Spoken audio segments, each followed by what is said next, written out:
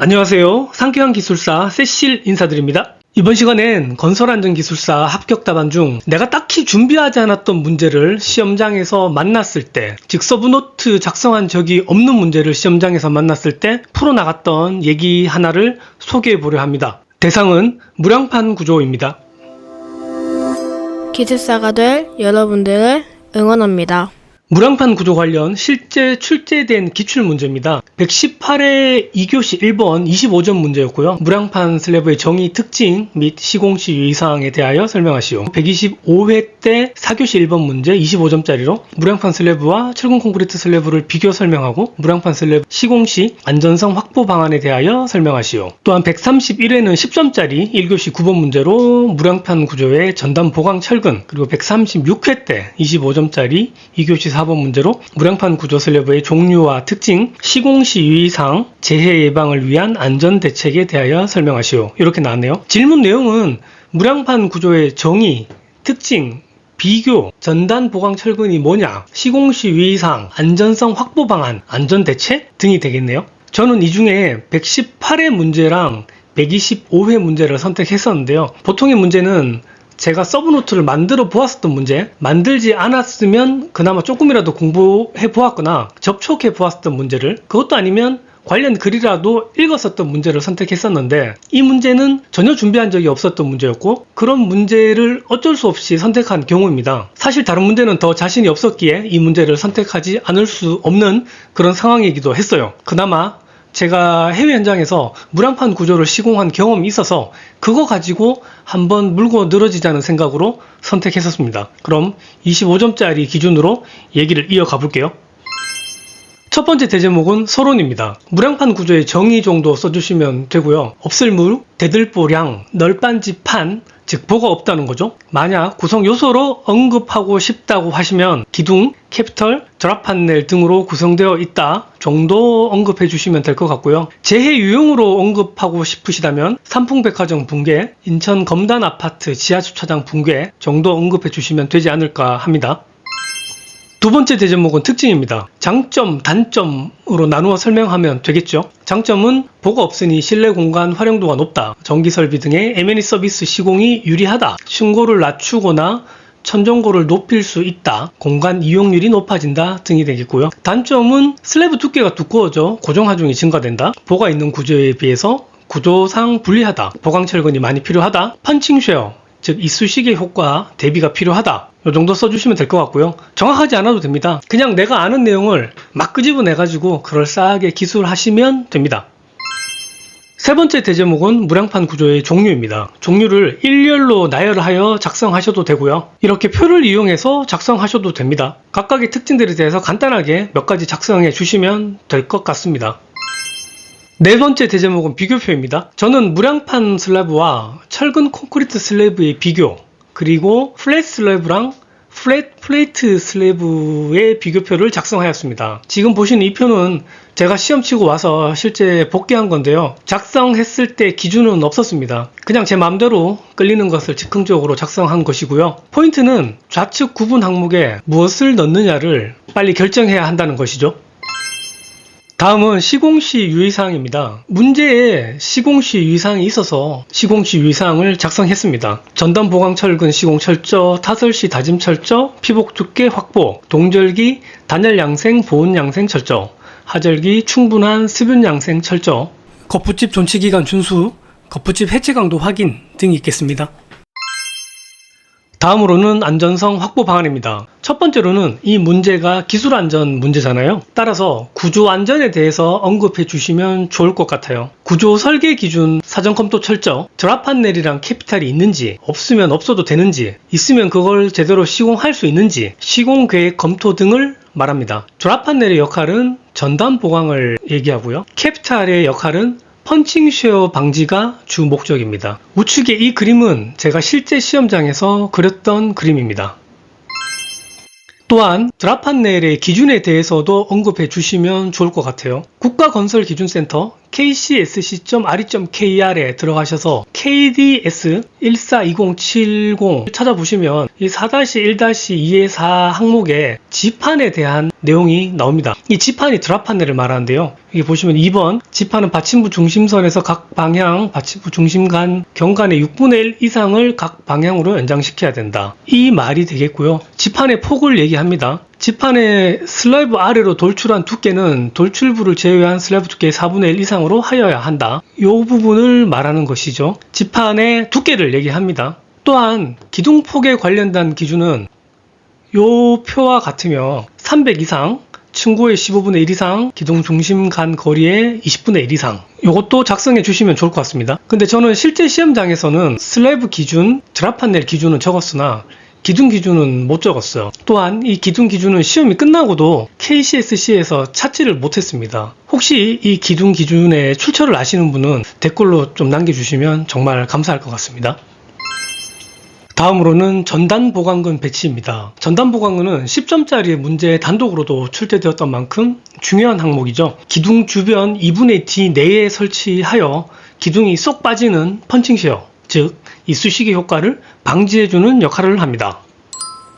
동기준의 4-1-2-3에 2번 보시면 슬래브 위험 단면은 기둥 또는 기둥머리 면에서 양쪽으로 슬래브나 지판 유효 두께의 0.5배만큼 떨어진 폭을 나타낸다 라고 되어 있습니다. 즉 이 구간이 펀칭 쉐어에 취약하다는 거죠. 따라서 이 부분 위주로 전단 보강근을 설치해 주시면 됩니다. 전단 보강근 설치는 기둥을 중심으로 십자가로 배치해 주시면 되는데 꼭 생긴 모양이 데크 플레이트의 레티스파처럼 생겼어요. 전단 보강근이 이렇게 생겼죠. X축으로도 있고 Y축으로도 있고 이런 모양으로 생겼고, 평면으로 보시면 기둥이다 싶으면 전단 보강근이 이렇게 가게 됩니다. 이것이 전단 보강근이 되겠습니다. 또한 드랍 판넬 같은 경우는 이런 식으로 지금 드랍 판넬을 만들게 되는 것이죠.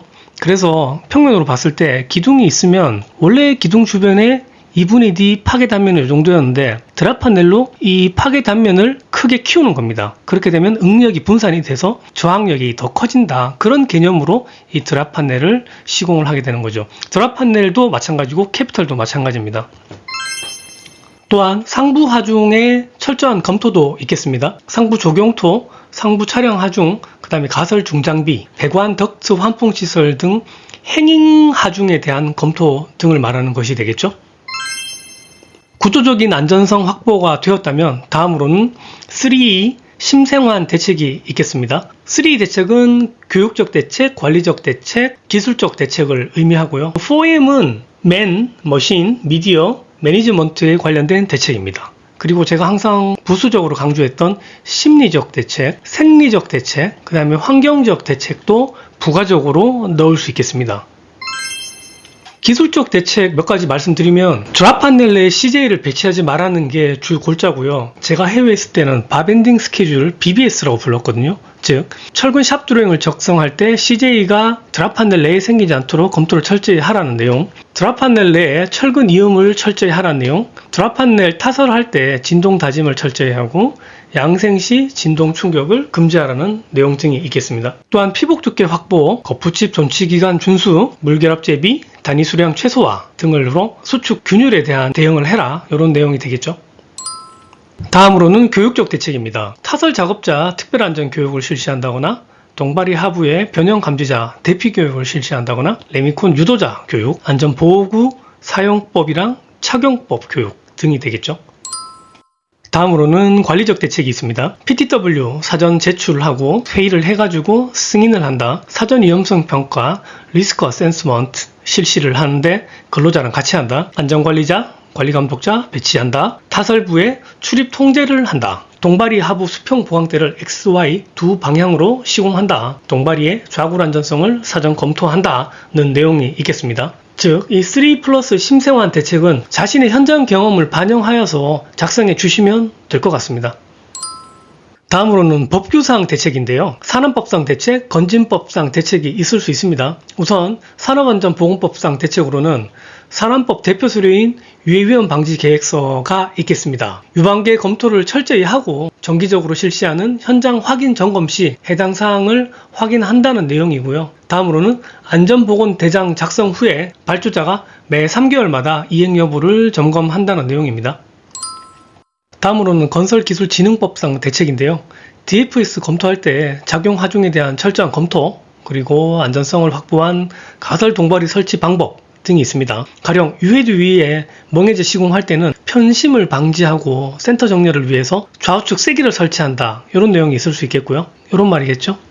멍해제가 있으면 좌우에 쐐기를 설치한다, 밑에 동바리가 있고요. 또는 유해들을 돌려가지고 얘를 회전을 시켜가지고 유격을 없앤다 등이 되겠죠. 또한 건설기술진흥법상 대표 서류인 안전관리 계획에 따른 공정별 차수 점검할 때 안전관리 계획서를 준수한 시공 여부, 그리고 구조 검토서에 따른 시공 여부 등을 확인하는 것입니다. 다음으로는 안전성 확보 사례인데요.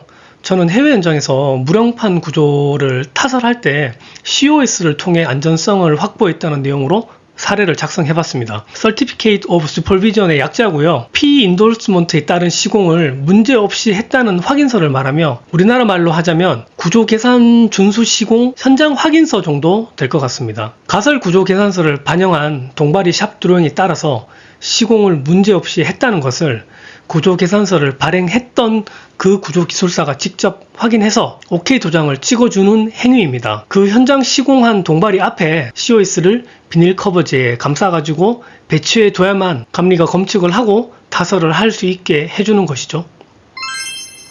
다음으로는 안전성 확보를 위한 제한이 있을 수 있습니다. 우리나라는 드랍판넬, 캐피탈 같은 걸 지하 구조체 또는 지상 구조체에 적용을 하는데 반해 싱가포르 현장에서는 그곳뿐 아니라 기초에도 반영을 하더라고요. 제가 있었던 현장에서는 현장 타설 말뚝 시공을 하고 돌출된 부분을 우리나라 같으면 커팅하고 그 철근을 밴딩해서 기초 하부군하고 연결하게 되는데 싱가포르에서는 그 현장 타설 말뚝 하나하나마다 드랍 판넬을 시공을 하고 그 위에 매트 기초를 시공을 합니다. 현장 타설 말뚝을 시공을 하고 드랍 판넬을 만들어서 이게 매트 기초가 되는 거거든요. 그래서 이 드랍 판넬이 이 현장 타설 말뚝의 머리 위에 항상 있게 됩니다. 요놈이. 이렇게 함으로써 전단력, 횡력, 사이즈믹 웨이브, 즉 지진파에 대한 저항력을 키우게 됩니다. 매주 아키텍트, 즉 설계사, 감리사랑 매주 회의를 하는데 한 번에 회의 시간에 물어봤어요. 야, 니네 나라 지진도 거의 안 나는데 왜 이렇게 과하게 설계하냐 했더니 걔들 말이 자주가 아니라도 언제든지 닥칠 수 있는 큰 재난에는 반드시 대비해야 한다. 그게 우리 법규이자 설계 기준이다 라고 하더라고요. 실제 그 나라는 지진 대응뿐 아니라 전쟁 시 폭탄을 맞았을 때도 피할 수 있는 쉘터라는 개념이 있어서 건물 내에 반드시 대피 공간도 만들어야 했습니다. 세대 내에 만드는 경우도 있었고 계단실에 만드는 경우도 있었어요. 준공할 때 준공 서류를 관청에 보통 제출을 하잖아요. 근데 이 쉘터 검사 승인 서류도 반드시 포함해서 제출을 하게 되어 있어서 이것 때문에 준공을 한이 많이 할 정도로 정말 힘들게 준공했었던 기억이 있습니다. 인스펙터, 즉 우리나라로 치면 국토부 심사관, 국방부 심사관 이런 사람이 현장에 한 달에 한 번 또는 두 번을 오게 되고 한 번 올 때마다 2개에서 4개 동 정도 심사를 하는데 총 20개 동이라 치면은 한 방에 OK를 다 받더라도 실제 한 방에 OK를 받는 경우는 정말 드물지만 다 받더라도 최소 4달 이상 걸리는 초난공정이었습니다. 준공검사보다 저는 사실 이게 더 힘들 정도였으니까요. 아무튼 다시 돌아와서 이 드랍 판넬을 우리나라 기초 구조물에도 적용하는 것을 검토해 보는 것도 좋을 것 같다라는 내용으로 제언을 마무리하였습니다. 마지막으로는 결론 작성해 주시면 되고요. 상기 내용 요약 및 당부사항 정도 넣으시면 될 것 같습니다. 저는 118회 때 25점짜리 2교시 1번 문제를 선택해서 46점을 받았고요. 125회 때도 25점짜리 4교시 1번 문제를 선택해서 50점을 받았었습니다. 이번 시간 내용 정리해 볼게요. 시험 칠 때는 내가 준비하지 않은 문제가 반드시 나올 수 있습니다. 그럴 때는 당황하지 마시고 내가 아는 모든 실제 경험, 간접 경험, 그리고 심지어 거짓 경험까지 모두 끌어모아서 답안 틀에 넣어 아는 척 포장하여 채점관에게 선물하자. 무량판 구조의 경우 서론, 특징 또는 종류, 비교, 시공시 유의사항, 안전성 확보 방안, 산안법상, 건진법상, 시특법상 대책으로 나누어 안전성 확보 사례, 안전성 확보를 위한 제언, 결론으로 마무리하면 끝! 본 영상이 도움이 되셨다면 구독과 좋아요 부탁드립니다. 기술사 세실이었습니다.